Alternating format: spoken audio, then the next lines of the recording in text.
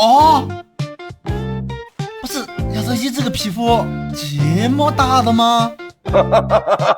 这个枕头它还是有带收缩功能，背在后面就是变成一个小的正常枕头的形状了，用的时候变成一个等风抱枕。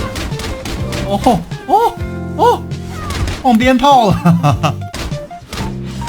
哎，我有个想法，甜筒加枕头。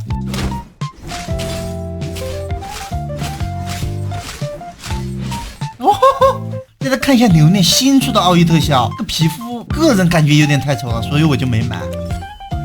开启大招后，后面还有一些令牌会跟着咱们移动啊。丢出烁金石，